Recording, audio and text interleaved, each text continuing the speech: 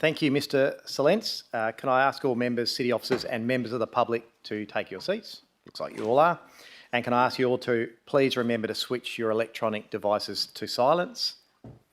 Welcome everybody, welcome along this evening, and welcome to our viewers who are watching the meeting via the live stream. Can I ask everyone please to be upstanding, and can I ask you, Deputy Mayor Perkoff, if you could read out the opening prayer? My pleasure, Mr Mayor. Almighty God, we ask you to guide us in all our discussions, to show goodness, honesty, understanding and wisdom in all that we undertake to do. May we respect each other's views at all times, and we ask all of this in your name. Amen. Councillor Dudak, could you please read the acknowledgement of country? On behalf of elected members, we would like to acknowledge the traditional custodians of this land, the Whadjuk people of the Noongar Nation, on which this meeting is taking place, and show our respect for elders past, present and emerging. Thank you, and you can take your seats. Thanks. Without prior approval, any recording of the meeting is prohibited. No action should be taken on any resolution of council prior to written advice from the city being received. Brings us to item 1, the official opening. And ladies and gentlemen, I declare the council meeting of the 24th of February 2026 open at 6:30 p.m. Item 2, apologies. I don't believe we have any. Item 3, approved leave of absence. I have nil. Item 4, disclose of interest. We have nil from the Audit, Risk and Improvement Committee on the 16th of February and from the Community and Resource Committee on the 17th of February. There were 9 disclosures. They are on the board behind me and on the screens. I also have received one from Councillor Ree for WF1 or WFI, I think it is. Illegal dumping, impartial, as she knows people involved. For Gov1, local laws fishing, impartial, because she knows people involved. And Gov3, shopping trolleys, as she knows people involved. In pushing trolley. She's pushed her shopping trolley, all right. I don't know if they're required. Mr Salence, do you have any other declarations? No, Mr Mayor. Councillors, do you have any other declarations? If not, if you just keep an eye on the agenda this evening, and if you do have one, please indicate. Item 5, petitions. We'll move to you, Councillor Thornton. I believe you have a petition you'd like to table.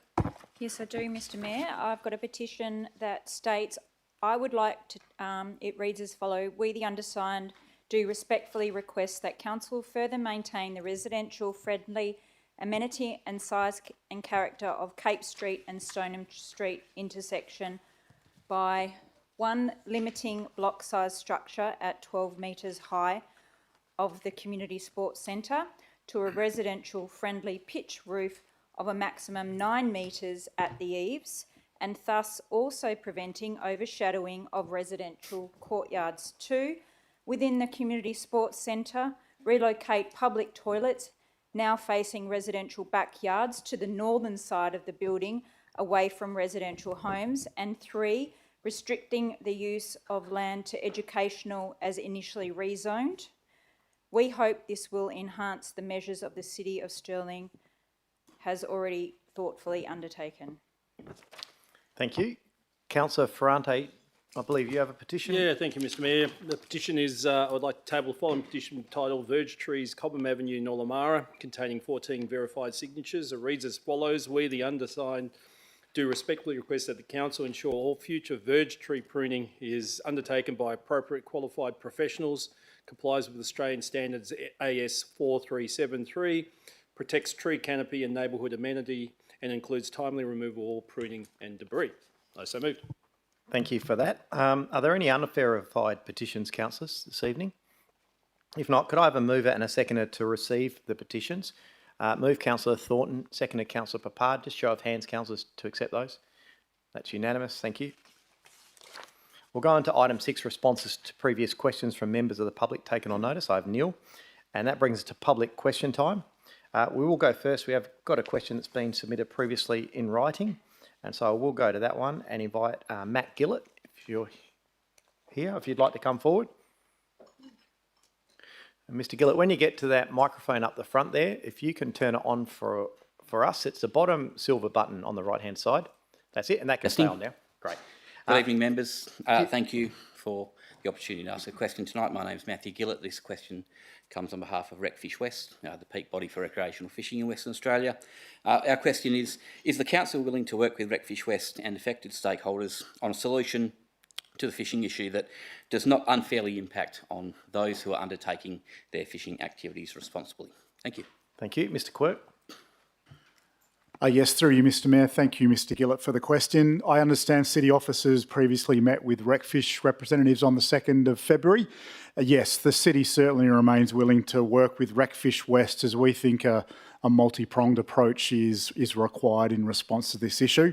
Should council opt to proceed with fishing prohibition within the local government property amendment local law, Recfish West is also encouraged to make a submission through the public advertising period, but we're certainly happy to make contact with Mr Gillett and talk about how we can work more collaboratively. Thank you. Thank you for your question.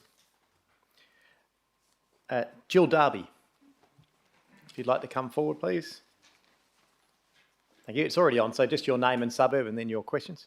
I'm Jill Darby and I live in Karrinyup. And my first question, which has got 3 parts, if the speed limit on Clement Drive They do need to be just 3 questions. Yes, so, yes. Yep.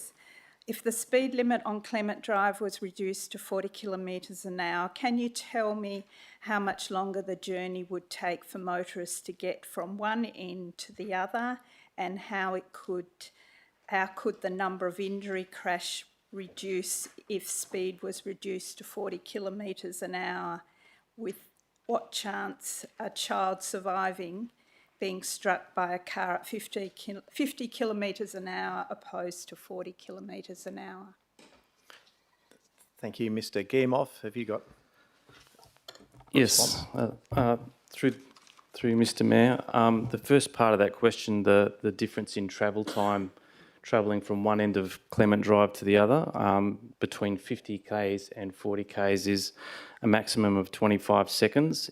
In practice, vehicles are already slowing down to negotiate other vehicles and roundabouts and things like that, so the actual time is probably less, but the maximum time is 25 seconds.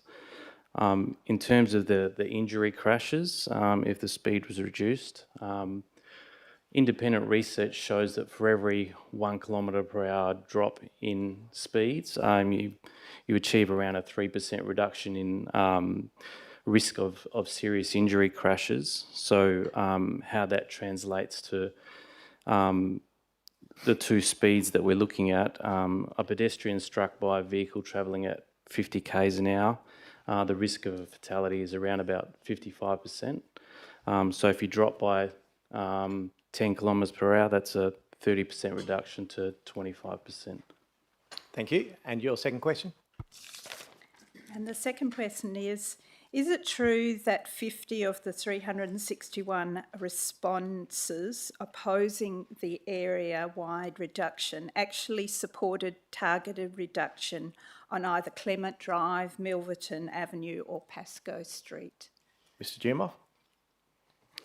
Yes, that's correct. Thank you. And your third question? Can you please tell us what percentage of responses from Clement Drive supported a speed reduction to 40 kilometres an hour on that road? Yeah. Mr Guillemot? Through the Chair, the city received 23 responses from residents of Clement Drive. Of those 23, 20 or 87% supported the reduction to 40 kilometres per hour. Great. Thank you very much for your questions. Good questions, Mr. Alan Holloway.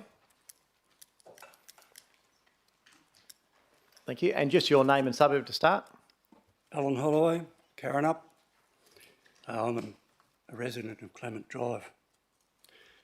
Question 1. Can you confirm that Clement Drive is a local distributor road with an indicative vehicle range that should be between 3,000 and 7,000 vehicles per day, and further, the weekly average number of vehicles per day on certain sections of Clement Drive is currently between 6,000 and 7,000 vehicles? Thank you. Mr Guillemot? Yes, that is correct. The current, that range is correct, and the average weekday volume is around about 6,200 vehicles per day. Thank you. Question 2. Can you confirm that the 7,000 vehicles per day figure is often exceeded on certain days of the year? Thank you. Mr. Yumov?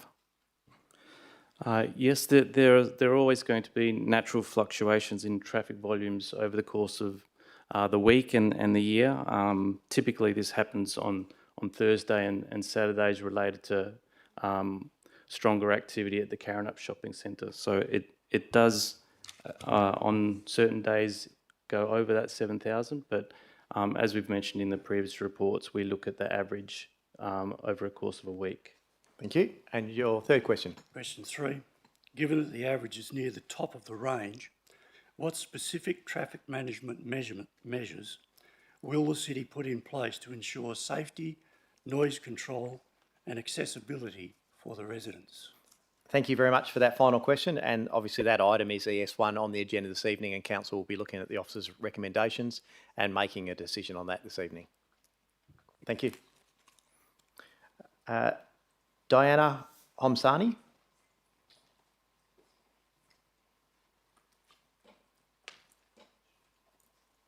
Thank you. And your name and suburb, please. Diana Homsney from Karrinyup. Sorry, I was going to get to the right ones. Can the council tell me if Clement Drive is part of the Perth Bicycle Network? And what does that mean for Clement Drive, if it is? Thank you. Mr. Yumov? No, Clement Drive is not part of a designated PBN route. Thank you. So, no, it's not part of the designated routes. Okay, because according to the Perth Bicycle Network, it actually is. It states that Clement Drive is part of that network. So can I just get clarification? Sorry, you've had clarification. Yeah. So the answer is no, it's not part of. Okay. The council previously wrote to Main Roads asking for a speed reduction on Clement Drive and was advised to advertise an area-wide alternative. Now that the results are in, I ask why council is refusing to write back to Main Roads to make aware of the overall results, especially for Clement Drive, where the results were 87% in favour. Is this an option to write back to the Main Roads? And thank you for that question. Look, Council hasn't made a decision on that. Obviously, it went to committee. Committee did have a look at those, the debate from councils and make a recommendation to Council. That item obviously still forms part of the agenda this evening, and it's up to Council what their decision is, but they take on board your comments. Thank you. What impact has the installation of 3 pedestrian crossings and a speed reduction to 40 kilometres an hour on West Coast Highway had on the volume of traffic travelling on that road? Thank you. Mr. Giamov, have you got some information there? Thanks.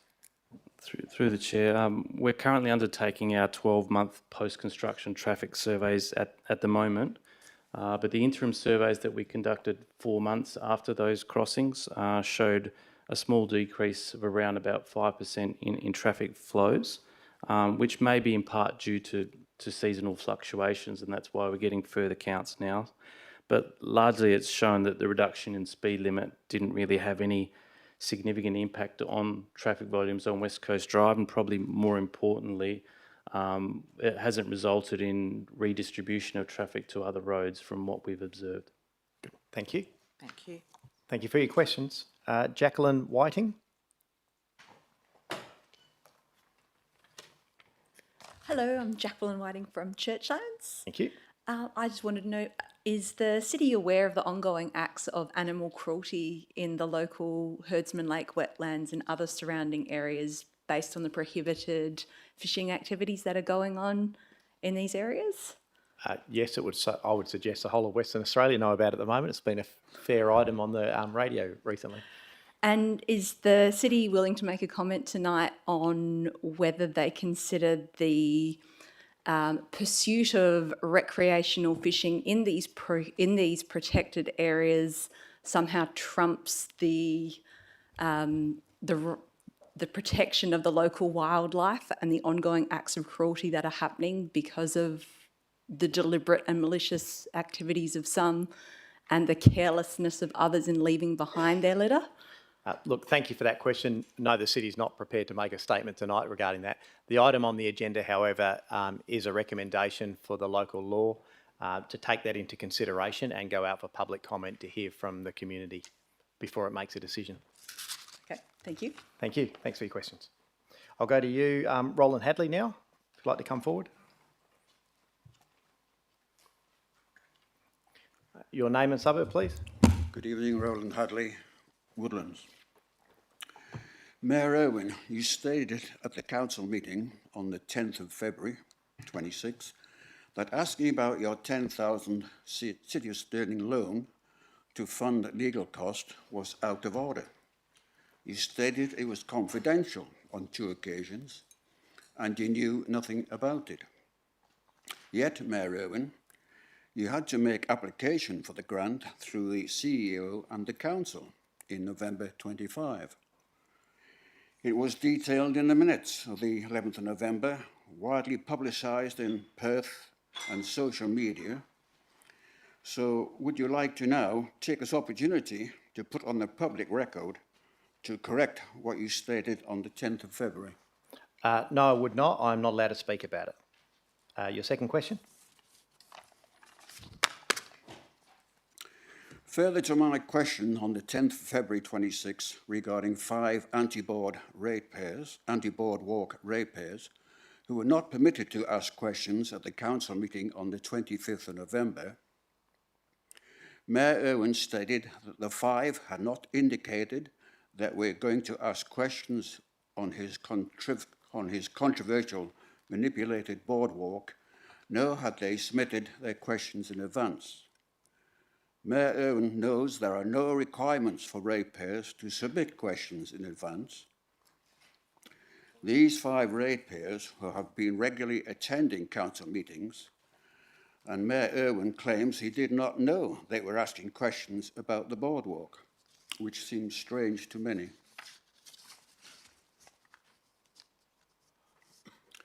That's my second question.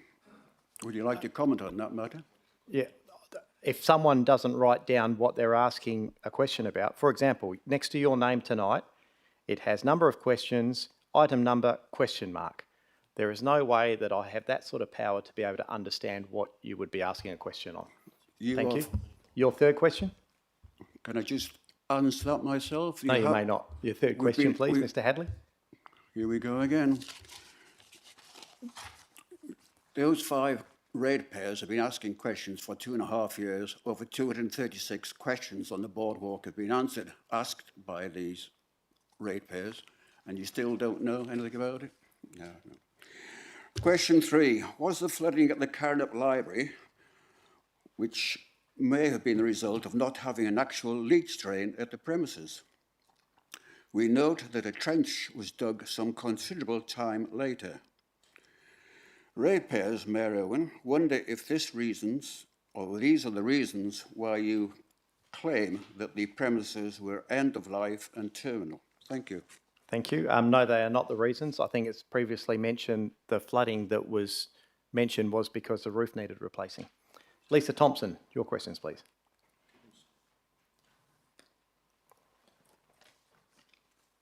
Lisa Thompson, Trig. Thank you. Good evening, Mr Mayor, council officers, councillors and the public. Unprecedented strong southwesterly winds in January and February have caused major problems at the beach between Scarborough and Trigg. Wind erosion mitigation measures installed along the Scarborough and Trigg coastline, including sand fencing, rehabilitation planting and associated works, are now substantially buried. Fence posts are no longer visible in many locations. The vegetation in the dunes left of Surf Lifesaving WA is mostly buried, with survival of plants less than 10%. The disabled access path in front of Clarko Reserve has remained covered in sand since May the 2025. A few weeks ago, 3 wind containment barriers were erected in front of the toilets and council storage at Trigg Point. One of those is already substantially buried. That is 5 months after 2 of the same were erected in September and now also buried. My question, given the city's obligations under its Coastal Hazard Risk Management and Adaptation Framework, and accepted coastal strategies, what priority is this council giving to further protect the hard structures in this area from erosion and impacting faster than the CHARMUP has predicted?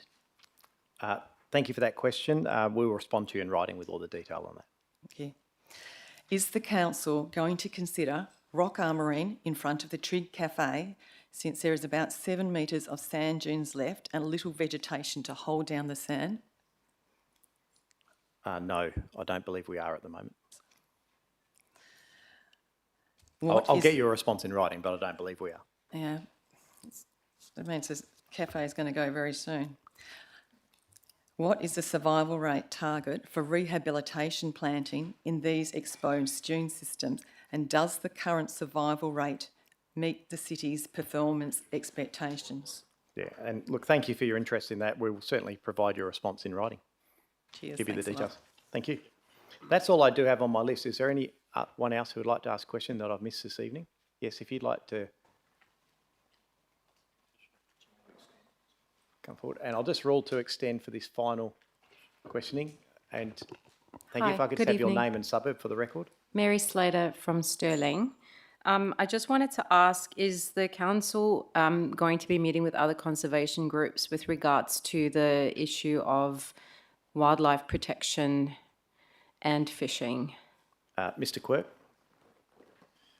Through you, Mr Mayor, thank you for the question. Look, at this stage, the city doesn't intend on proactively meeting with conservation groups. We will certainly be responding to some of those organisations who have already made contact with us and seek their views and encourage them to participate in the local law community consultation process. We will continue to try and engage with RSPCA, who we think should be playing a key role in this issue but have not been so far.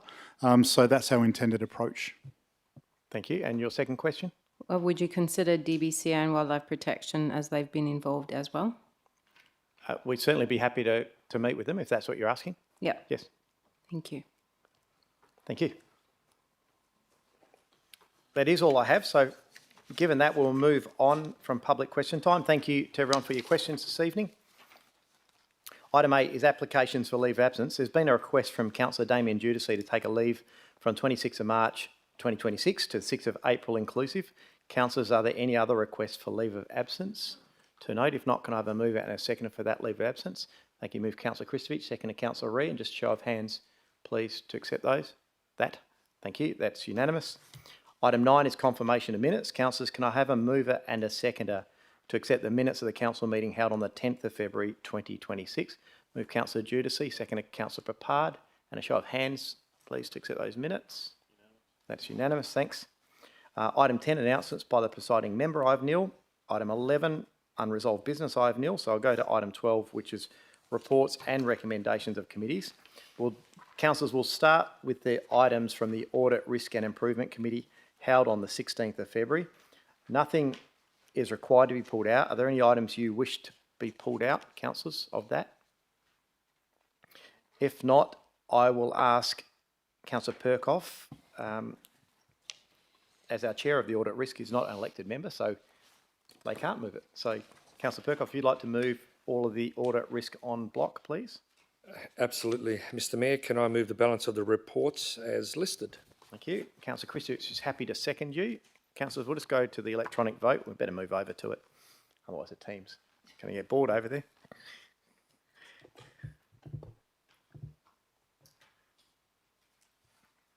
Thank you, and that is unanimous. Thanks, councillors.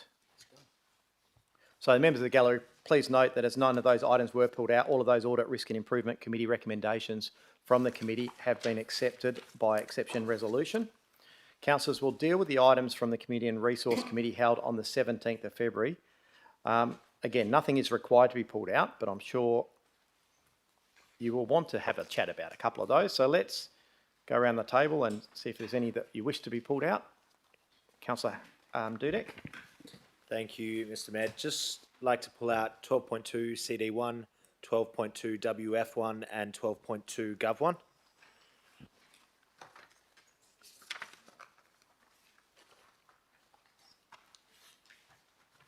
Sorry, it's WF1 and what was the other one? CD1 and Gov1. And Gov1. Thanks, Councillor. Councillor Kristovich. 12.2 ES1. Thank you. Councillors. Councillor Reid. Yes, please. May I have 12.2 GOV2, please? Mate. We done? Oh, sorry. May I also have 12.2 F2, please? Yes, F2, please. Sorry, just clarify. That was 12.2 F2. Thanks, councillors. Let's start then with 12.2 ES1, Clement Drive, Karrinyup, on page 179. Councillor Criado is chair of that committee.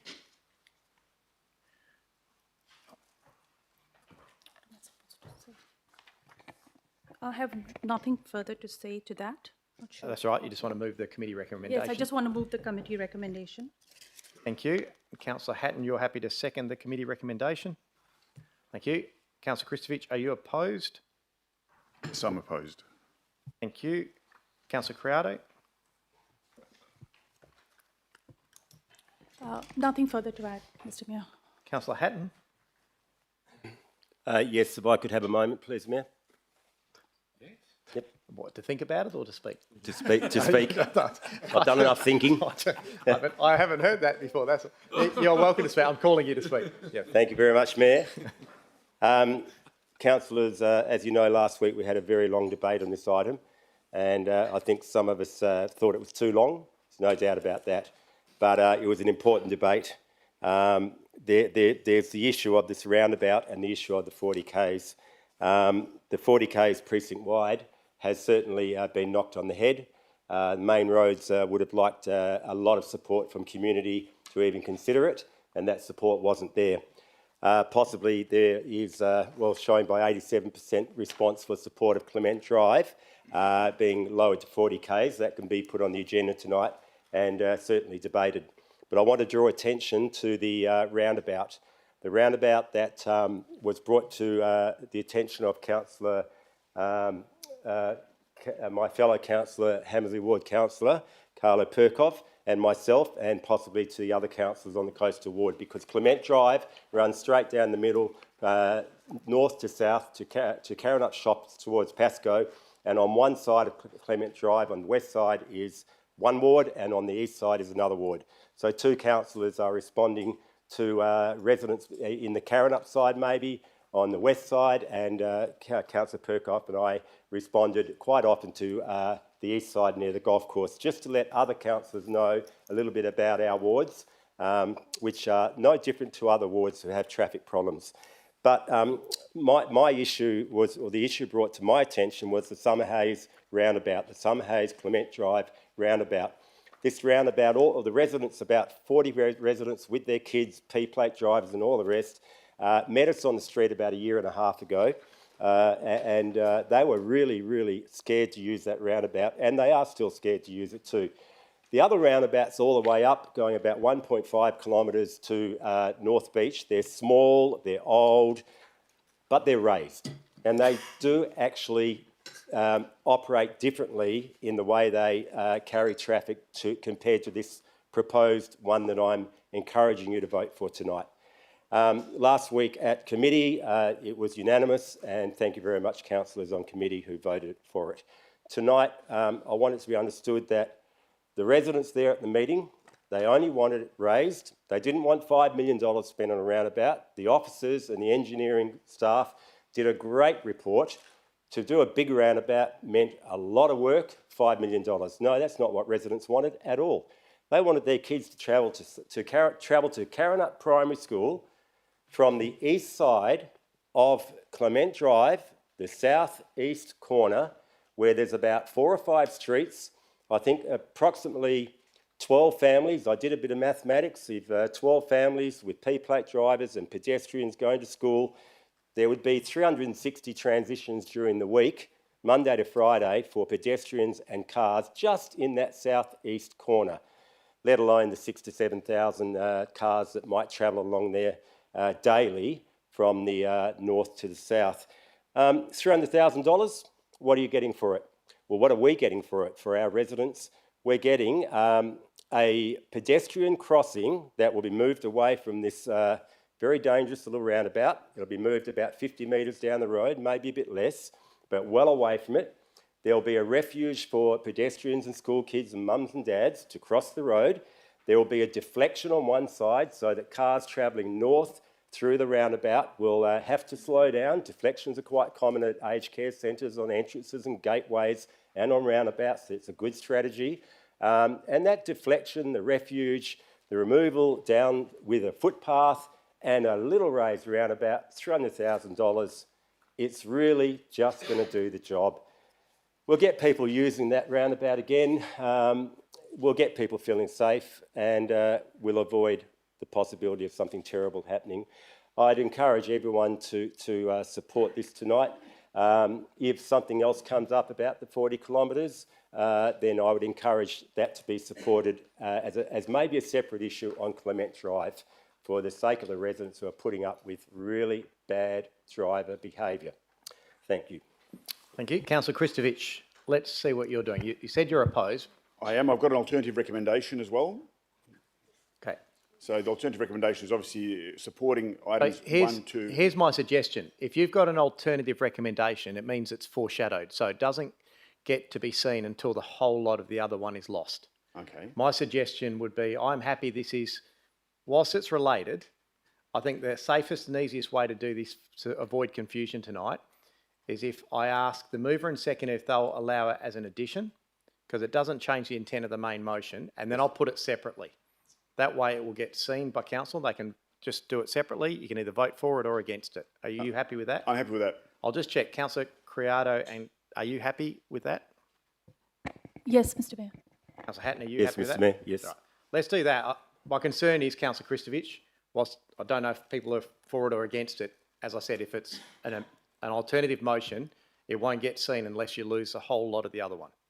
And that won't work for you. So now I'll let you speak to why you want to add this in. Thank you very much. I would have spoken to it as well, just to make sure it was on the record. But look, very, very quickly, look, obviously, like with Councillor Hatton, Councillor Perkov and Councillor Papard, I've been working with residents on all of the issues along Clement Drive, whether it be the Summerhaze issues, whether it be the Dwyer roundabout, whether it be the speed limit along Clement Drive.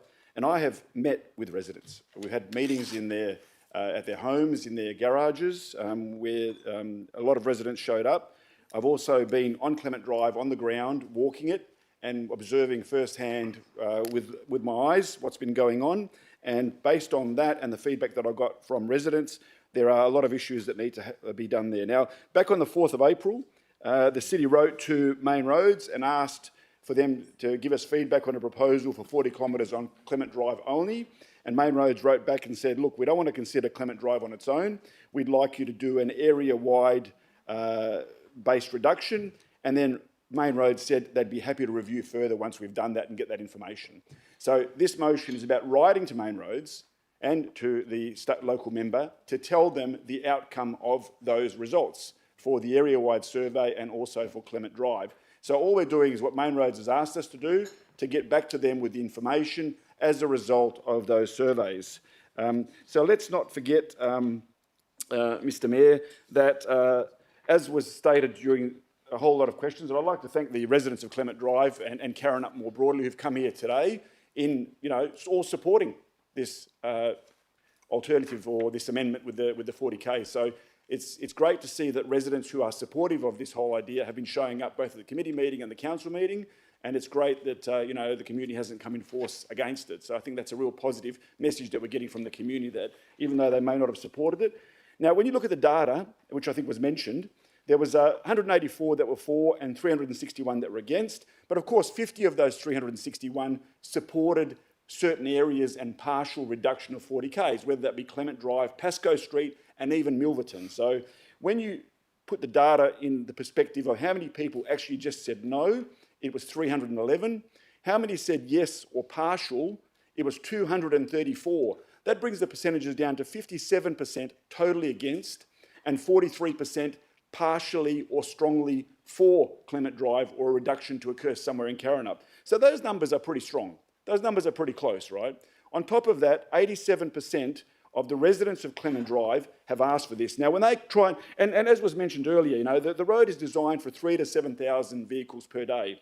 Now, you know, in December, there's a road count here that says 9,851 vehicles on one particular day, 9,159 on another day, 7,772 on a third day, 7,374 on a fourth day, and that's within a week, 1 week.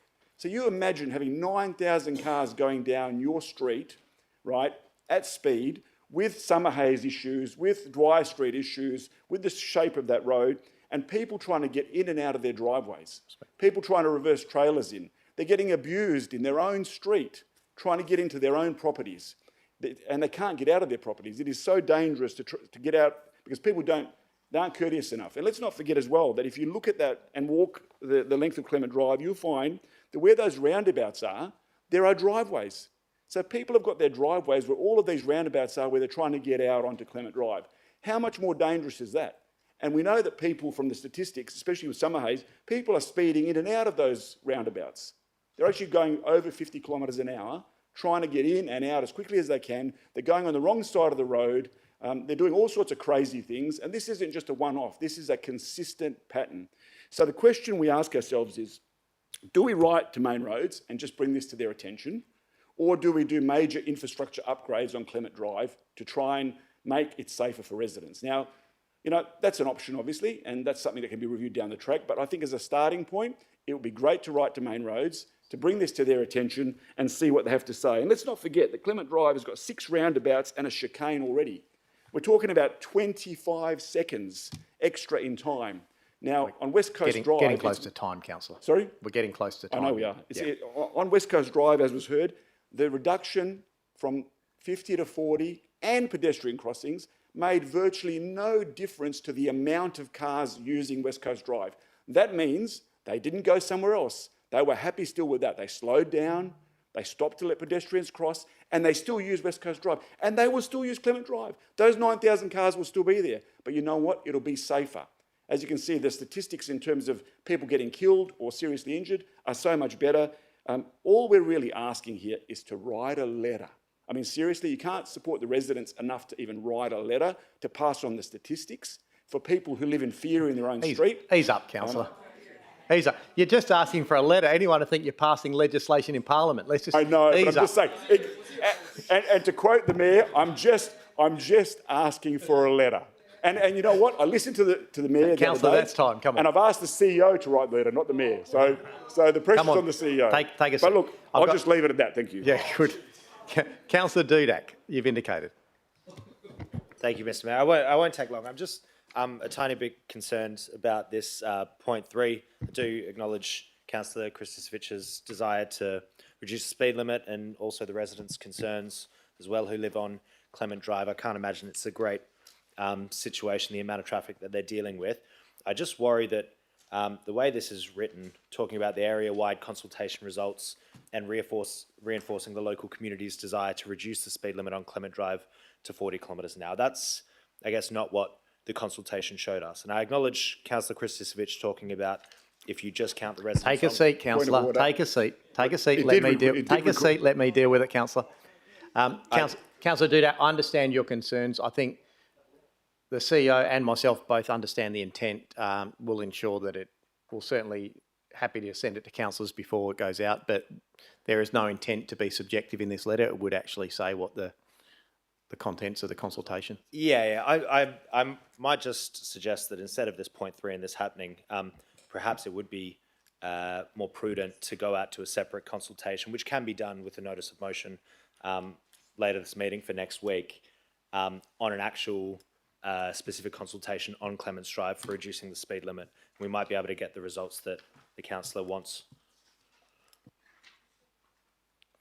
Thank you. Look, we'll take that as a comment. Yeah. No, well, it's only you talked about notice of motions and yeah. Councillors, is there anyone else who wishes to talk on this item? If not, I will go to Councillor Criado to close. I have nothing further to say. We did debate this and made a decision quite robustly at committee, so I would leave it up to council to decide if you want to write. And Mr. Mayor did express his reservations about writing more letters and the outcome that we could potentially expect. So that's it. Thank you. It's good to see one of the councillors listen to me, so they've made the CEO right. Yes. Yeah. Thank you. And with that does close. Councillors, I have given a bit of leniency on this one. So what I'm going to do is we're going to put the committee recommendation 1 and 2 first. So you're voting on 1 and 2. So we'll go to the vote on those now.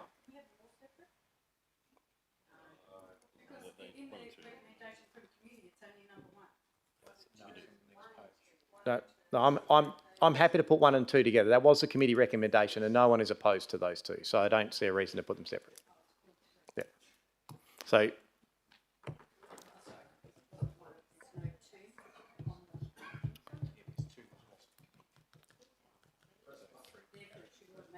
Councillor, we're in voting, so let's not have a discussion. I've got 2 missing. I've got Councillor Iron and Councillor Reid.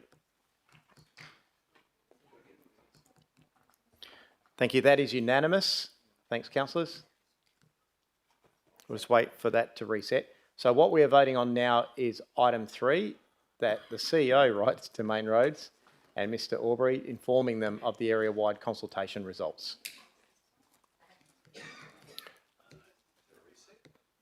Okay, I'll go to the vote. Thank you, and that is carried 12-3. Councillors Crowdo, Dudek and Olo against. Ferranti, Giudice, Hatton, Iron, Kristovich, Migdal, Bard, Perkoff, Proudry, Thornton and myself voting for. Thank you for that, councillors. Mr CEO, start writing. Item 12.2 CD1, the feature lighting policy has been pulled out. Councillor Crowdo is chair of that committee, if you'd like to move the recommendation. Yes, I would like to move the committee's recommendation. Thank you. Councillor Dudek, do you wish to second that with an amendment? Was that the intent, or did you want to oppose it? Happy to second it with an amendment if Councillor Criado is amenable to it. Otherwise, I can move it separate. Let's have a quick look. I think from memory, give a quick justification for the amendment. Yep. So if you just explain that while Councillor Criado sees what it is. Yep. So point 1A would just be remove the words where necessary after endorsed by the mayor for any lighting features or any feature lighting that we're going with, and that's just so that I think elected members have that direct accountability on the mayor. If something gets approved that we might not necessarily want, I think it would make us feel more comfortable. The second is that we approve the inclusion of International Men's Day to the standard lighting schedule. I think it's great, all the stuff that the city does for International Women's Day. It's very right that we do acknowledge them, but I also think it's appropriate that we should acknowledge the contribution of men to our society and light up Scarborough Clock Tower for us. Thanks. Councillor Crowdo, are you happy to have those in? Mr. Mayor, while I am happy to have the inclusion of the first one, that we adopt the feature, adding the words where necessary, I am actually not in approval of the inclusion of International Men's Day to the standard lighting schedule. And if I may speak to that? Well, let's... No. Yeah, thank you. No, so now you've made it hard. I thought it was going to be an easy one. I would have seconded it. Someone else seconded Yeah, it. so take a seat, councillor. So can I have a seconder for the committee recommendation? Just for the committee recommendation. Thank you, Councillor Olo, just to make it easy for me. So we've got Councillor Criado moving it. We've got Councillor Olo seconding. I've got Councillor Dudek now opposed because he wishes to move an amendment, which is good because we know what it all is now. So Councillor Criado, it's your chance to open debate. No disrespect, Mr. Mayor, or anyone in the chamber with regards to men. It's just that the executive considered all the items that needed to be included in our feature lighting policy based on what is nationally recognized. Now, for 365 days of the year, we have a day dedicated to something. You have days dedicated to, raising all kinds of things. If you look at the actual schedule, it's related to health, environment, gender equality. There is a day dedicated to everything, 365 days. However, our officers and executive did not consider inclusion of all of these items, but specifically said we would include items that are nationally recognized. And International Men's Day, while celebrated on the 19th of November since 1999, and celebrates contribution of men to society, talks about men's health and all aspects that relate to men, also talks a little bit about mental health and the fact about homelessness and issues faced by men. It is not nationally recognized. And while the UN also recognizes it, it is not globally and nationally recognized. I just think that adding one more will open up the doors to us raising into the future every other national item that could potentially be added to the feature lighting policy, which kind of diminishes the importance of the days already recommended by the officers. So nothing against men, it's just about understanding the purpose behind it, and which we have said we will not look at religious events, we will not look at other sort of events, we're just looking at events of national significance. So that's my reason for. And International Women's Day, I think that was the point raised at committee. We have International Women's Day, and why not International Men's Day? International Women's Day was established in 1901 to recognize the lack of equality women were facing globally. It is celebrated internationally and recognized by the UN and by several governments across the world. In some countries, it's also declared a national holiday. It is still to raise the fact that women face inequality in every area of life, and therefore to raise awareness of that issue, which is why there is so much fanfare still in 2026 around International Women's Day, which adds credibility to our officers' recommendation as to why it has been added to the list. So I just want Council to consider the outward-facing view when Council House is not, the government house. None of the other houses will be lit up for International Men's Day except the City of Stirling Clock Tower. What's the message that we would be sending? That's all. Thank you. Thank you. Councillor Ole. Thank you. There's something further there is something I would like to say. We have got the International Women's Day, which we're lighting up, and I'm just a bit concerned that if we're not having recognition for the men in some form, that I can see a bit of an uproar with the community saying, hey, we're only looking after the women, what about the men? So I will be supporting on this time Councillor Dudek's motion in adding the men's to the light having the men's 19th of November included on our list. Sure. Thank you. So what I'll do now is I'll ask Councillor Dudek to speak. Then I will get an officer comment, because I think it's also important. I can see some other hands coming.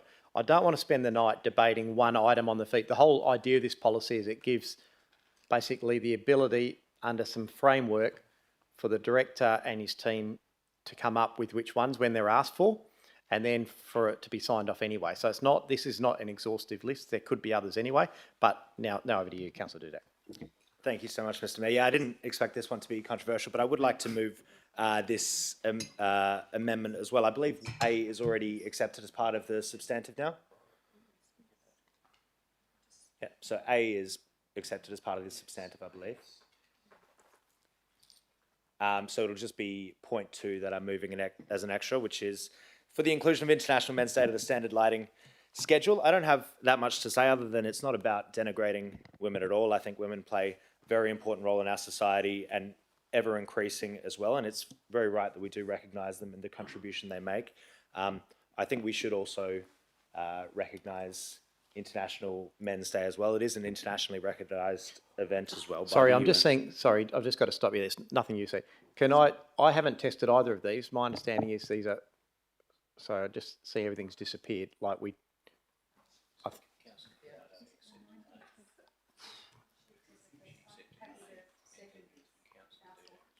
Okay, that's not, all right, we'll take it as that then. That's not how I read it. Because It's only with the process. Councillor Dudak was going to second with these as an amendment. They weren't accepted, so it couldn't be like, and then I changed the seconder. I don't think you can sort of be the seconder as an amendment, then not be the seconder and it still stands. Do you get what I mean? Because we changed the whole process. So I think it's not that I have a problem with it. I just think with process, we should just keep all the red stuff separately. Currently, I've got Councillor Criado and Councillor Olo moving the actual committee recommendation, and then I'll let Councillor Dudak. So what I might even do is just, before you even talk, I'll just get, is there a seconder? Councillor Migdale, I've got you indicating first over there already. No, it was already down next. So now we'll get you to speak on your amendment and we'll test both of them. Thank you. I don't think I need to say too much else. I have done it. Like I said, it's very appropriate that we celebrate International Women's Day. I think it's also would be a great move by City of Stirling to also start celebrating International Men's Day and the contribution of men to society. I don't think we're all that bad. Okay, great. What I will do is get Mr. Quirk to provide some comments. Just, yeah. Through you, Mr. Mayor. Look, as you mentioned, this is just our standard lighting schedule. The whole intent behind this policy is that when other dates or days of significance arise, we do have the ability through myself and now with approval from the CEO and the Mayor to commemorate different dates and weeks as we see fit, as long as it's in accordance with the policy. Just some rationale in terms of that standard lighting list. We had a long list of 63 days and weeks that we, through the executive team, got back to 16, which we thought was a reasonable number. So it wasn't against any particular day or week or commemoration. It was really just being practical. And one of the other intent behind that is there are 3 dates or weeks celebrated in November, which is when International Men's Day is. So that was the rationale as to why it wasn't on there. We don't have a particular issue with it being included. Just want to remind Council that the whole intent behind this policy is to enable us to look at different celebrations or commemorations as they arise. So given that we've got an amendment, I've already got 2 people who want to speak on that amendment, I believe. Just as we go through this, can we just consider how we speak? So, Councillor Migdale. Thanks, Mayor. And with regards, just briefly, first of all, as a bare bones minimum, there's certain days that should be included in the schedule. I'm glad to see that all of them are. But, common sense dictates that if we recognise with lighting up on International Women's Day, we would do the same on International Men's Day. To me, that's just common sense for the day. I'm certainly not suggesting the 3 weeks, but I am suggesting the day. And with regards to Councillor Criado's comments suggesting that this is a day recognised internationally but not nationally, the thing I love most about Stirling is that we're innovators. So, hey, let's be first. We're not scared. Absolutely support this one, guys. Thanks. Councillor Ree. Thank you. Yes, I'd like to make 2 comments, please, if I may. One is the fact that if we don't have good men, it's been more difficult for women to move further. So whether we like it or not, because of men's business, etc., we need good men to stand up and support us. So, thanks, Councillor. And one would argue every day's Men's Day, but I think we need to have one day where we actually saying that the good men are actually standing up, and maybe that's a catalyst for other people. With international and nationally, it is actually known quite well around the world, and in Australia it's on things. I'm questioning, which is another conversation, about what goes in and out of our calendar and some of these days, and why. I'll leave the calendar for another day because there's a lot of discussions on that one. But the only, so I don't have any problem with having International Men's Day, and I think we need to do it, and we need to get the good men up there and the bad men away. But the other thing I think that's the intent of this motion. Well, I could have used another adjective. I just said away. The other thing is that on the 10th of June is the First Responders Day. I mean, Australia's known for fires, floods, famine, Gee, we get all the crap in one hit. Councillor, I did say it. No, and we're I was talking about going- this. I've got to say, we're talking about this amendment. But I'm saying whether or not I could make another amendment to it to add that to it, to the Responders' Day. I did. Seriously, talk about we're not doing this tonight. Order. This is the issue with this sort of thing. I did make a comment, but we were rushed, if I recalled, at the committee meeting the Councillors, other day. Councillors, I will not allow any more additions to this list. You can vote on this one or not.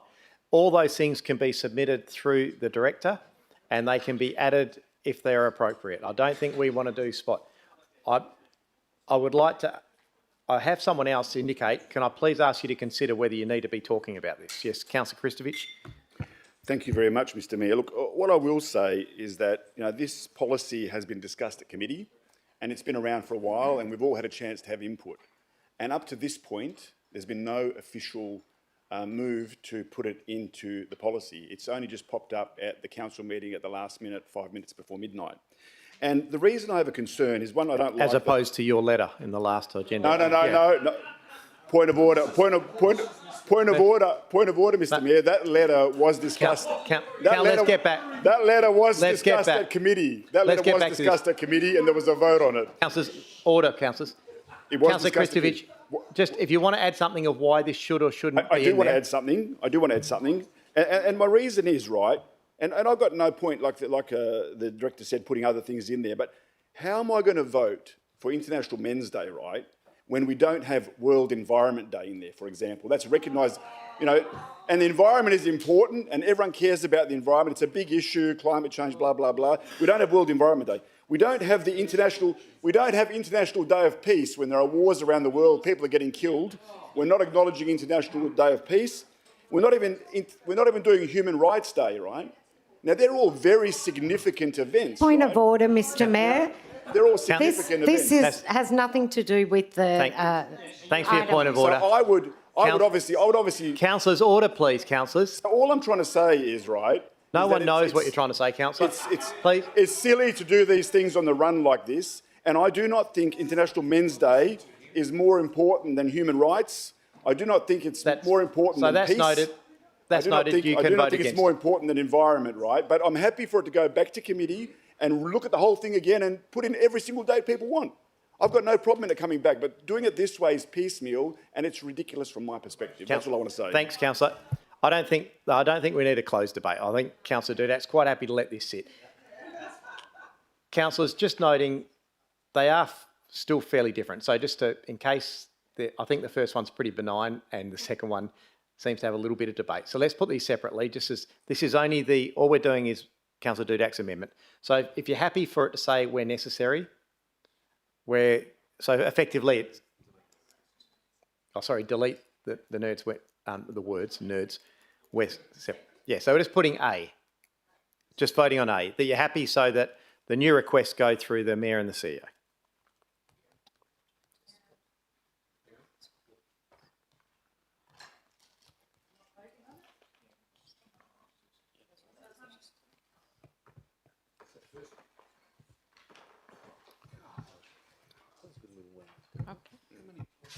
Thanks. We just got one more. Councillor Iron. So, thank you. That's unanimous, councillors. So that first bit now just forms part of the substantive. Councillors, we're now voting if you are happy as part of the substantive motion that International Men's Days gets added to it.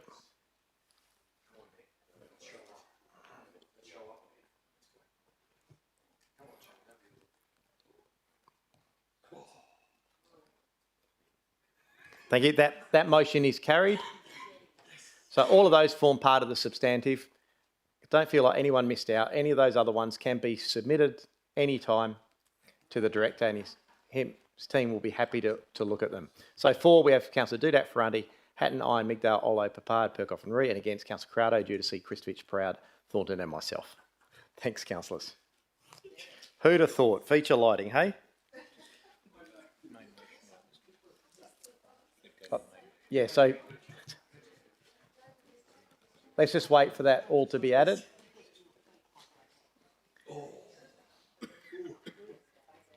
Councillors, the feature lighting policy review, moved Councillor Corrado and seconded Councillor Olo, now has those additions into it. So we voted on those amendments.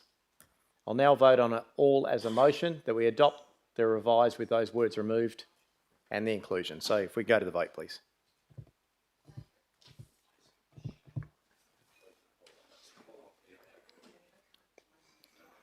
And we've just got one to go. That's it, and that is unanimous. Thank you, councillors. 12.2 WF1, illegal dumping update. Councillor Corrado as chair of the committee. I would like to move the committee's recommendation. Thank you. Is there a seconder, Councillor Dudek? Yes, I'm happy to second this one with an amendment that was sent through earlier, also discussed with the director as well, if Councillor Criado is happy to accept that one. So council notes the aim of removing reported waste within 3 days contained within the resolution relates to removing waste within public spaces. I can just provide a reason I think is probably appropriate. The update provided during the week by our waste manager and director was very good and completely agree with the process that they're following. I think rubbish on private verges, we shouldn't go and collect it within 3 days. It's appropriate that we do a compliance investigation. Just to reaffirm and I guess note then what the council resolution 0823-083 was referring to waste within public spaces being removed within 3 days. Yeah, and I think that's, and being that's fine. The officers are happy with that. Councillor Corrado, are you happy to accept that? Yes, I am, Mr. Mayor. Thank you. So I've got a mover and a seconder. Councillor Kristovich, you're opposed? No, I've got an amendment as well, Mr Mayor, to add to that. Okay. Number 4, it's up on the board. The council notes the achievements of the waste team in improving the management of illegal dumping over the past 2 years, acknowledges the education and compliance approach undertaken, and thanks the team for their work and outcomes achieved. So I think it forms the body of the report anyway, but Councillor Criado, are you happy to accept that? Very happy to accept that. Councillor Dudek as seconder, you are happy to accept that? Happy to accept that, thank you. All right. Can we stop at 4? Yeah. Councillor Kristovich bins are going to get emptied straight away. Thanks, Councillor. Neither of those changed the intent. I think they just emphasised some points that were in the officer's report. So I'm happy that they're done. There's no one opposed to this. So let's move Councillor Corrado and second to Councillor Dudek. I'll put that to the vote.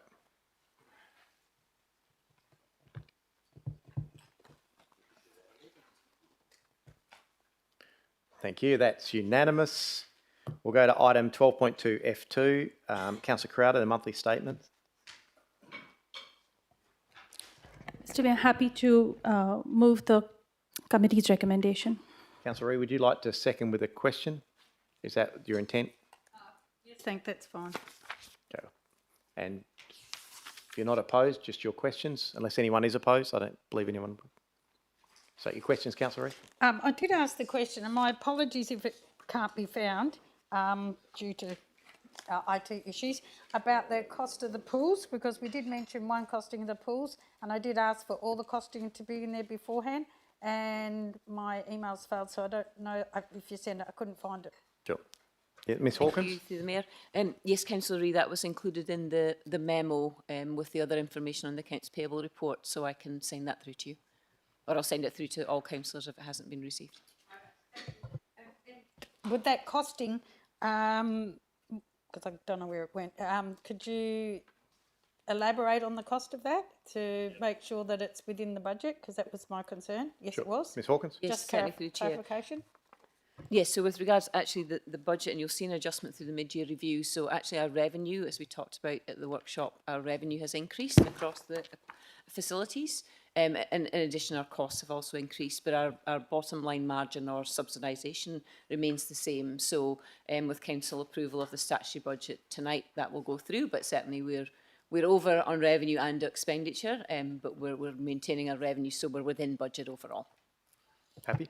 Thank you. There's no one opposed, so move Councillor Corrado, second to Councillor Reid. I'll put that one to the vote, noting that Councillor Ferranti has left the chamber.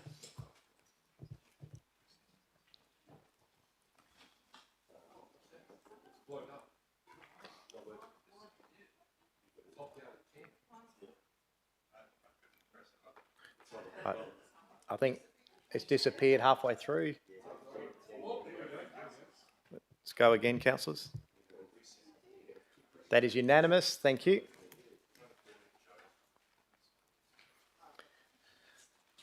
Councillors, we'll go to 12.2 GOV1. Councillor Corrado, the proposed local government property local law. Consent to advertise. Would you like to move? Yes, I would like to move the committee's recommendation. Thank you. Is there a seconder for that? Councillor Proud. Is there anyone opposed? Councillor Dudek. I'll go to you, Councillor Corrado. Thank you, Mr. Mayor. I have got an amendment. I imagine it will likely need to be contested just because it's a bit more complicated than. I think we'll do it as an opposed because it's a few amendments, I believe. Councillor Corrado. I have nothing further to add, but allow Councillor Dudek to speak. You don't have to. I'll do that. Councillor, I'll chair this meeting. Thanks, Councillor Corrado. Councillor Proud. You've only got one job, Mr. Mayor. Happy to second this. I've got a fairly good idea what Councillor Dudek would like to raise, and provided they got held over and not the rest of it, I'm really sweating and would really like the fishing of swans in protected So I will be wetlands. clear. I am that. not an expert on local laws, but this is about going out to advertise a local law. So we're not holding over anything. It either goes out or it doesn't. So we do have to deal with it tonight. That's what I'm getting at. I agree. So this is my only chance to speak. Yeah.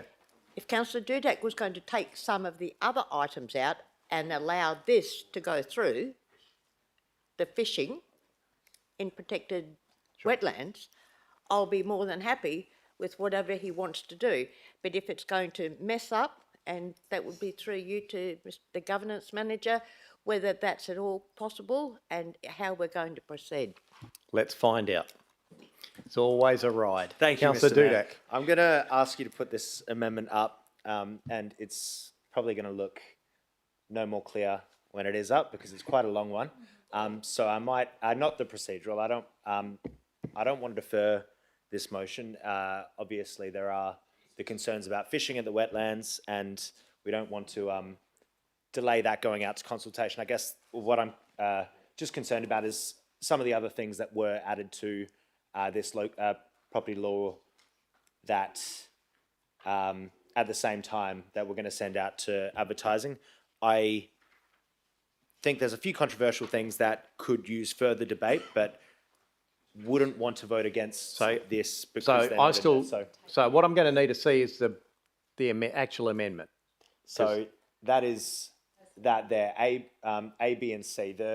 What it's doing, to paraphrase it, and the manager of governance can perhaps correct me if anything is wrong that I say, but basically getting rid of or amending 3.13W, which talks about erecting election signs on local government property, and I've just wanted to add in excluding any signs for the purposes of electoral and political communication. I believe we have a separate policy for election signage, and so I think it's best to deal with that separately, or at least defer to that policy related to that. So, okay, so from my point of view, the more you're talking, the more confusing it's get. Okay. I think we've just got to, because council, there's no way council is going to be able to get through all this information. So I think let's just keep to the clear intent of what the part is, and we'll get Mr. Slentz then to explain each part.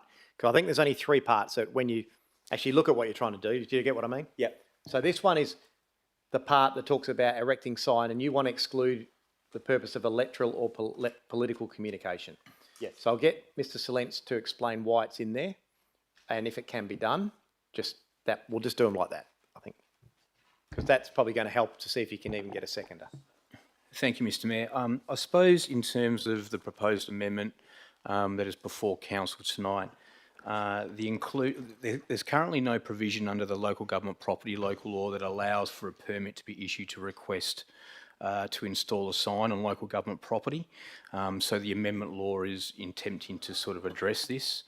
Under the city's thoroughfares local law, it currently provides that the city may issue a permit for the erection of display of political signs on thoroughfares.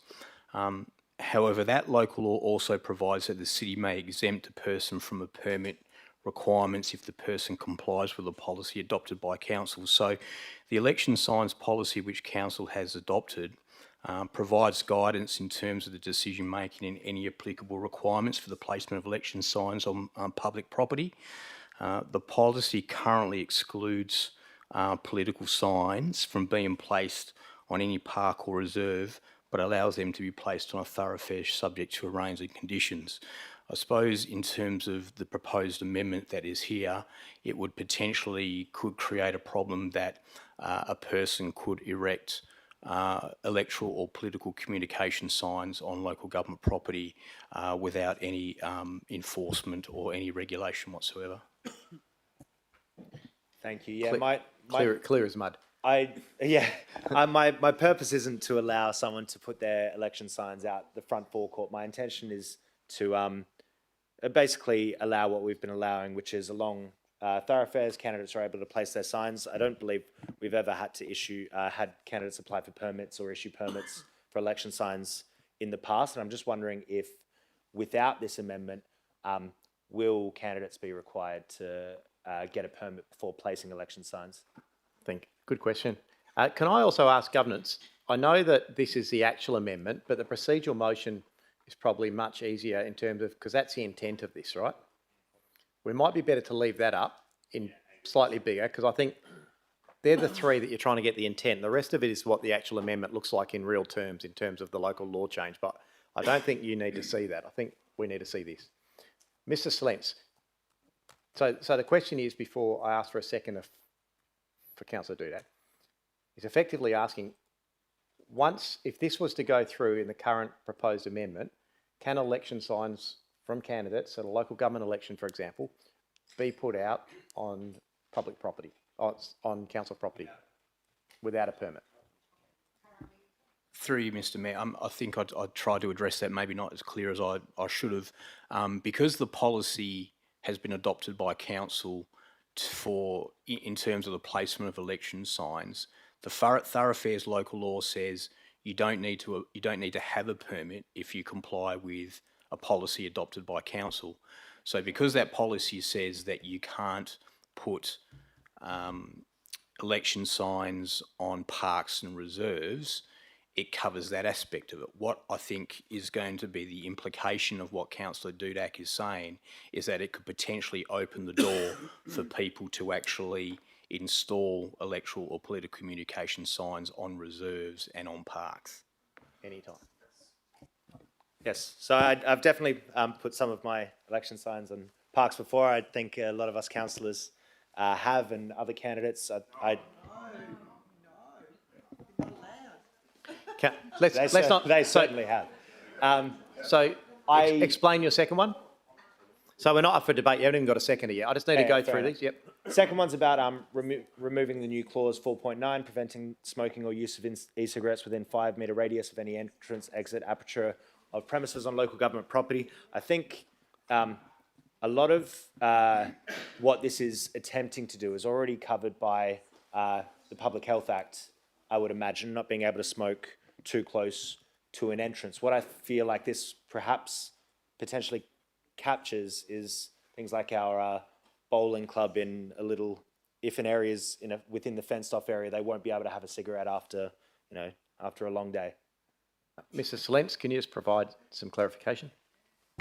Thank you, Mr. Mayor. I suppose in terms of the intent of Councillor Dudak's amendment, B and C are somewhat related, so forgive me for maybe just addressing those two things at the same time. Councillor Dudak is correct. There is some provisions under the Tobacco Products Control Act that makes reference to smoking in enclosed public places, and also it has provisions in there in terms of radius away from entries and apertures, which is a technical term for an entrance and an exit.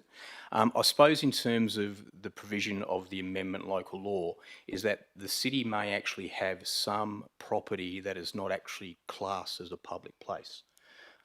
For instance, we might have some leased property.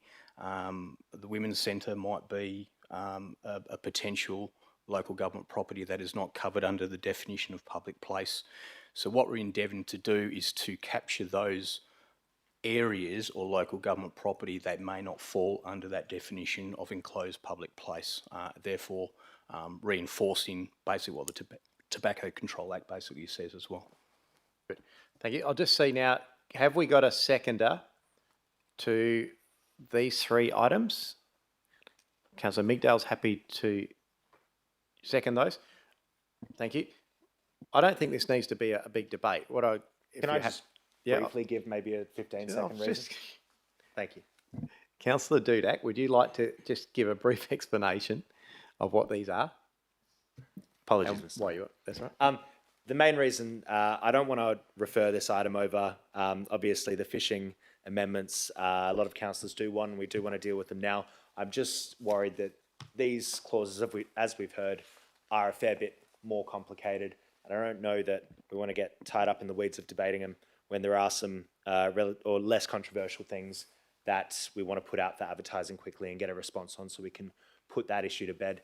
And I'm definitely for these other amendments, perhaps coming back in the future at some point and dealing with them separately when we can, I don't know, I guess get a bit more clarity on them.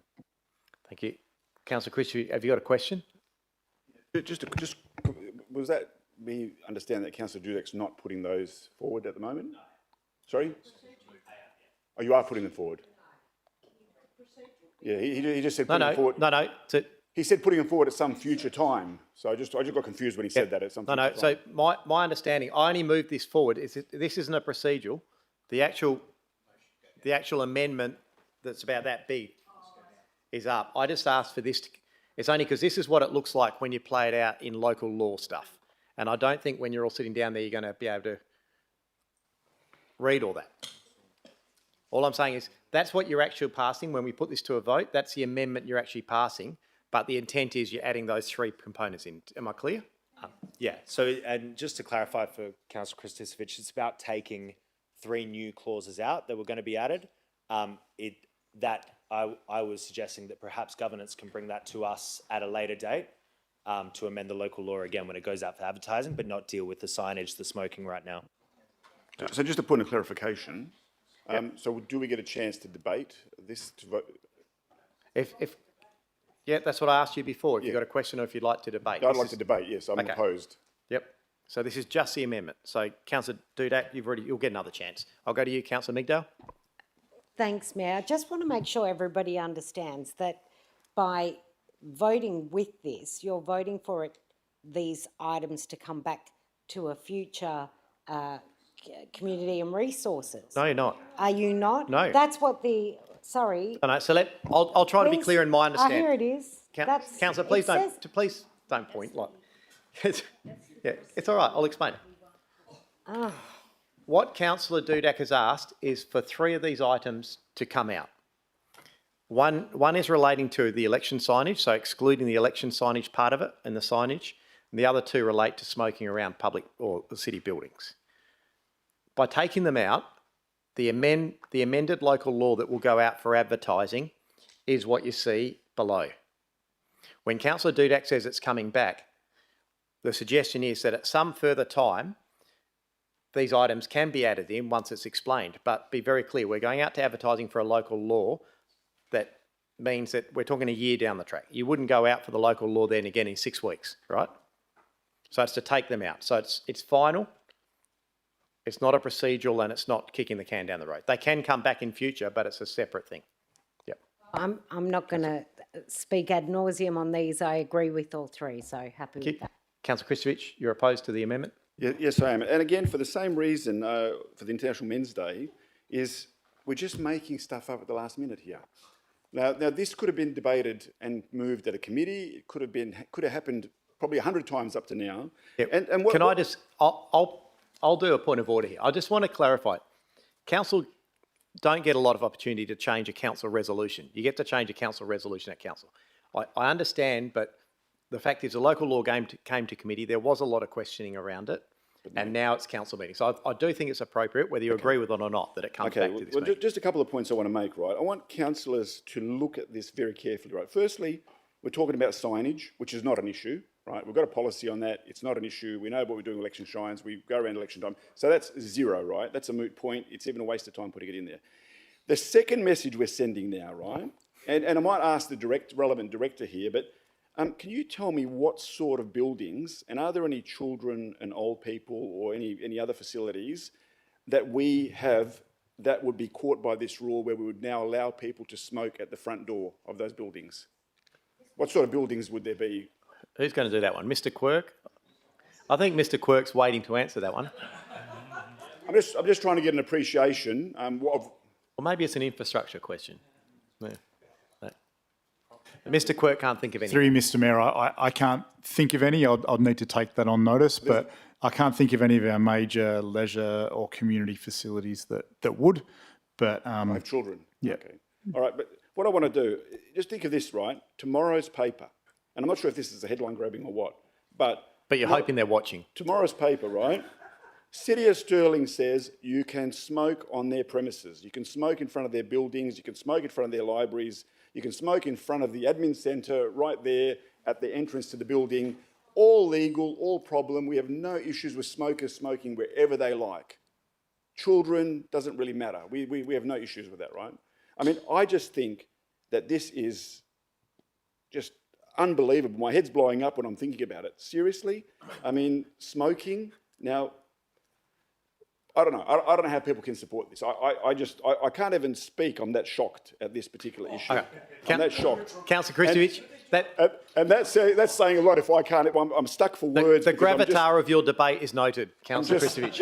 It's a disaster waiting to happen. That's all I'm going to say. Councillor Ferrante, you've got something to add. We're just talking about this amendment. Let's keep it in perspective to what it is. Look, mine's just a quick one. Mine was around confusion around item 14, which is erecting an unauthorised umbrella or shade structure. Sorry, Councillor, you can't debate that. Yeah. I'll be back. This is talking about these amendments. If anyone needs to speak on them, Councillor Reid, did you want to speak on these? Was that? Yes, please. As part of, I should declare an interest that I was gazetted as a smoking inspector many years ago when we brought out the new rules. Sorry. So I'd just like to say that. That's but noted. It come under the Health Act, which actually it comes under planning because the environmental health comes under planning, just if everyone's fighting over which director. It makes it quite clear under the Health Act, the Public Health Bill, that you are not supposed to be smoking close to premises. We know they do here. So that's noted. I think, so the clarity here is, if I understand it right, the Public Health Act or those other tobacco acts, etc., already say that you can't smoke within that. This is covering that small loophole that some of the buildings of the city or the city-owned buildings may not be classed under those acts because they're not public buildings or perceived to be public buildings. So, an example was used. So it basically is putting in sort of that fail-safe to ensure that cities still have the ability to treat it as a public building. So it's acknowledged there are those legislations in place. Councillor Reid? Thank you. Well, it actually says to remove and suggest a new clause preventing the smoking or use of an exit within 5 metres radius. Well, we don't have any smoking police and people do smoke close. We have you, Councillor Reid. Right now. Well, I try not to get fumigated. I'm just wondering whether or not people around the table, both officers and councillors, should declare who smokes. I think it's because irrelevant. that becomes a conflict of interest. I don't think so. Happy to declare. Yes. Councillor Reid, get on to this point. Well, my point is that I think it's already captured by the others. I don't think that we need to have this at all. We're getting too prescriptive with some of these legislations anyway, and I agree with Councillor Kristovich. There is a whole lot of other ones that have been brought forward which really need to be looked at. Sorry, you just said in the same sentence that you agree with Councillor Dudak and then you agree with Councillor Kristovich. No, I agree with Councillor Dudak in the sense that there has to be something done, but I agree with Councillor Kristovich, this is not the way to do it. Okay. It'll be interesting to see which way you vote now. Councillor Hatton. I'm a little bit confused, but a little bit confused. Yeah. Come on, councillors, let's get this done. Look, with B and C on the smoking issue, I'll give a scenario. Now, bowling clubs, tennis clubs and so forth, people do smoke and they go outside to have a puff or whatever, particularly maybe at bowling clubs, and that's their choice. So scenario, maybe there's a special event and a family brings the kids along and they walk up into the veranda of a bowling club, and there's 2 or 3 people, ladies, men, having a puff, and there's it's fuming of smoke, and they complain about it and say, what's City of Stirling doing with people not smoking and causing harm to my children or whatever? What's the situation at the moment if people complain right now about that scenario? My take is those sort of clubs under their licensing and all those other provisions are already captured, right? And that's what Councillor Rea is talking about. There's already the Act. This isn't about those. This is about the ones that aren't captured. So the buildings that are operating, public buildings like bowling clubs, etc., would already be captured. Oh, okay, as long as they're captured, yeah. So, Mr. Silenza... There will be some anomalies that aren't, which is why the Manager of Governance has put the clause in. Okay, so if the bowling clubs and those community amenities are captured, that's great, as far as I'm concerned. Really good. I don't think people know which one they're debating. So, Councillor Dudek, just if you can close this amendments. I'll try my best. Just in case the media is listening, I do not support children smoking. I think it's bad and shouldn't be done until you're 18.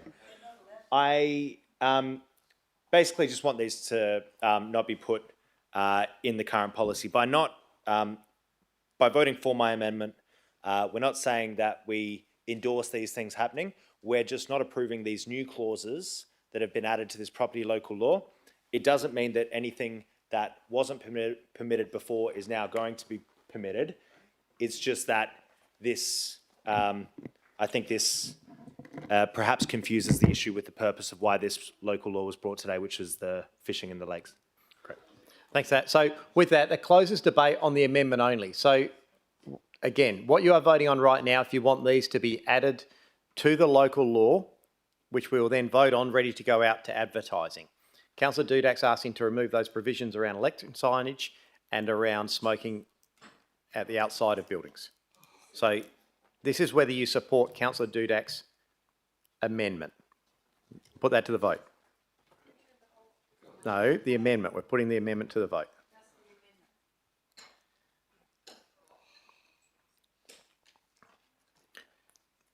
We've got one to go. I think we've got Councillor Proud to go. Thank you. So that motion is lost, 9-6. So with Councillor Dudek, Migdal, Olo, Papard, Perkoff and Proud voting for, against Criado, Ferranti, Judici, Hatton, Iron, Kristovich, Ree, Thornton and myself. We'll now go to the substantive motion which we have, and it's moved by Councillor Criado, seconded Councillor Proud. The local law that did come to us from committee, ready to go out for advertising, so I will put that to the vote.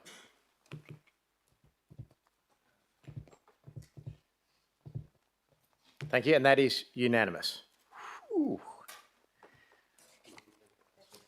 Councillors, we'll move on to 12.2 GOV2, the revised code of conduct. It's been pulled out. Councillor Criado, as chair of the committee. I believe it's been pulled out so we can actually deal with it this evening. So rather than move the committee recommendation, we'll ask you to actually move the recommendation regarding the revised code of conduct.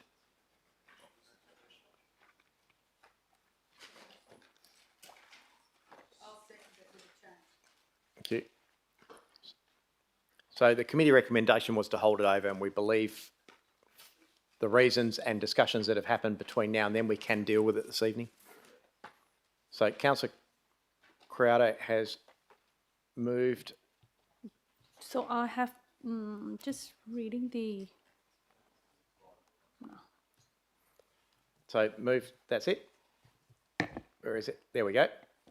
So that the council adopts a revised code of conduct. Councillor Ree, you want to second that, Yes. and you have a question or an addition, or what have you got? A small change. Yeah. What's your change? The change is on page 355. It says that the inspector says 12 months between the beginning of a complaint in which to lodge it. But on page 377 of our code of conduct, we have 1 month. So I think if it's good enough for the inspector for 12 months, we should have 12 months as well to make it in parallel with both. Otherwise, it seems silly that we'd have 1 month where, you know, it should be 12 months the same as the inspector. Sure, so And that would be my change. That's on page 377 is the let's change. just get some comments from either Mr. Silence, is it? Yep. Thank you, Mr Mayor. I understand the intent of what Councillor Ree is talking about.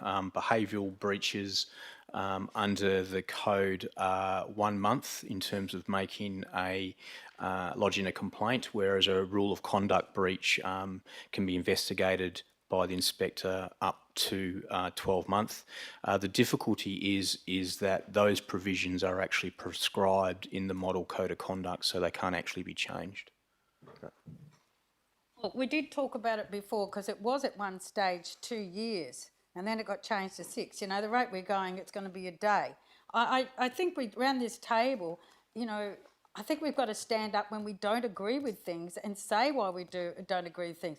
This is really discriminating against councillors, and that's how I feel, and it should be the same. And just because they wrote it in there doesn't mean we have to agree. So I will withdraw my seconding because I will oppose it on that grounds because I think it is discriminating along with others. That's fine. So we've got Councillor Meekdale's happy to second it. What we'll do is, I don't think there's anyone opposed for debate. This is adopting the model code of conduct. So I'll put that noting that Councillor Ree has indicated she'll vote against. Move Councillor Corrado, second to Councillor Meekdale. And we'll go to the vote on that.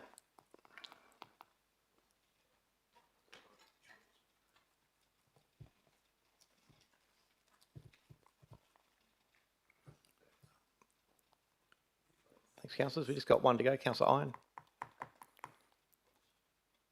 That's it. And that is carried. Councillor Ree has noted she voted against it. Everyone else has voted for it. I will now go to the balance of reports. Councillor Criado. Would like to move the balance of reports as listed. Councillor Proud has seconded you. And we'll go to a show of hands just for the balance of reports. Councillor Meekdale, that's it. Thank you. That's unanimous. So members of the gallery and those viewers who are watching us at home, please note that the remainder of those Community and Resource Committee recommendations have been adopted by exception resolution. We'll go on to item 13, the reports for consideration in accordance with clause 4.24 of the Meeting Procedures Local Law 2021. The first one of those is 13.1, the 2026 Australian Local Government Association National General Assembly City of Stirling motions on page 431. Councillor Dudek, you'd like to move the motion?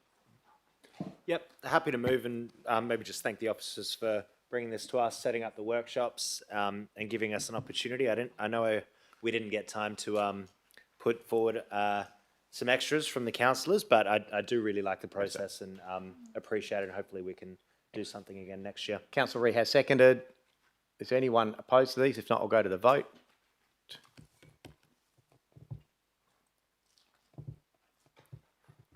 Thank you. That's unanimous.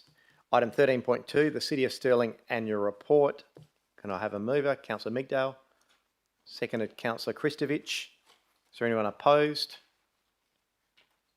Councillor Ree, you're opposed?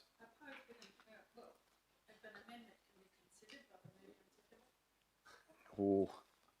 Give us a quick indication of what it might look like. Well, I mean, I did talk about a couple of things and I'd have sent emails up, but page 449, and this has come changes on a regular basis, where we've got procedures for motions. 4, motions carried on an elected meeting are not binding on council. However, will be presented for the council's consideration the next ordinary meeting where practicable or the next available council meeting, and they should be individually voted on by council. I think needs to be included. Sometimes we're using it as a pack, sometimes they don't get to council, sometimes we don't get an answer. I think if we're going to clean it up, that's one of the things I think we need to make it more succinct of what we actually do with if we have enough, and it made a comment in here that we had the most most elected. So I'm still confused. I'm not sure what you want. Is that each elector's motion is considered? Years ago we used to have each of the motions. We used to have, like, if we wrote a motion, the staff would write a report and then the councils would vote on it, right? Because out of respect for the amount of people that come, and we've already mentioned that we had more people come to elected meetings. So the reason that doesn't work, Councillor, is one, you are elected members. You're elected members of the city with great responsibility. So it would seem unreasonable that someone rolls up once a year without the background information and puts a motion up and it has more credibility than one of your motions, for example. I would think it appropriate that the current process is all of those will be looked at, and quite often there might be 5 motions that are exactly related or very closely related, and they'll all be put in a note. Then it's up to a councillor. That currently happens, but it's up to a councillor to say that's important enough to me that I think we should separate it and put it forward as a motion for council to consider. Otherwise, you've got the potential implication you could get 40 motions in an electors meeting that maybe have no relevance to a council even, and you automatically have to look at them. So that's why that's written like that. Sorry, think the whole point Mr. of Mayor, can I request comment from governance on this? Sure. Mr. Salents? Through you, Mr. Mayor.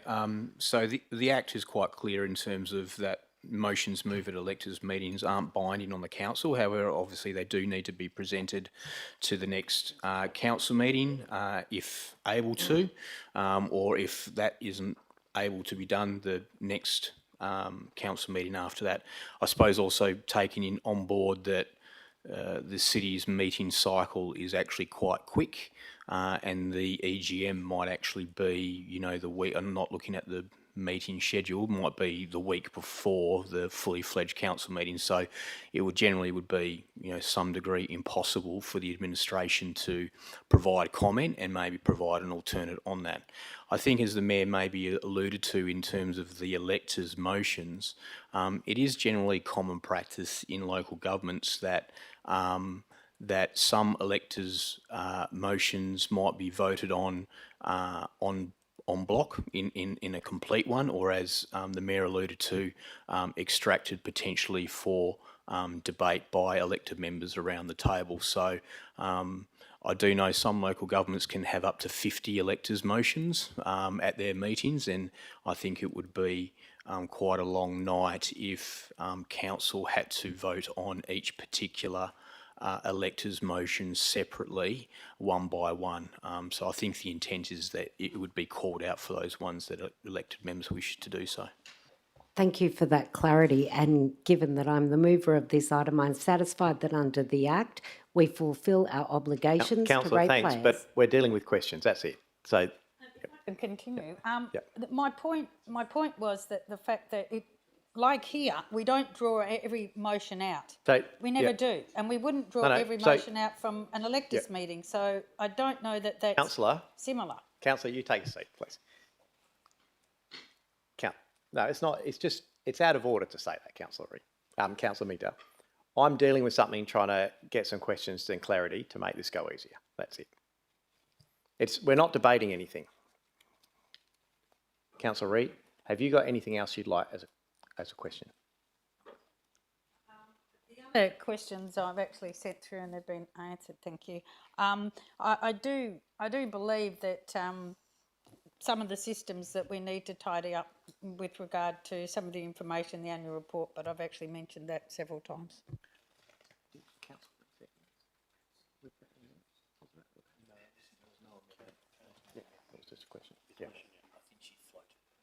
Yep. So, Councillor, given the answers to your question now, do you want to oppose this for debate? Okay. Okay. Good. Is there anyone opposed to this? No. So move Councillor Migdale, seconded Councillor Kristovich. I'll put that to the vote.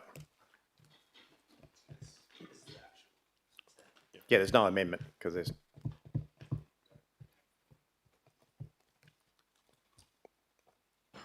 Thank you. That is carried with Councillor Reid voting against.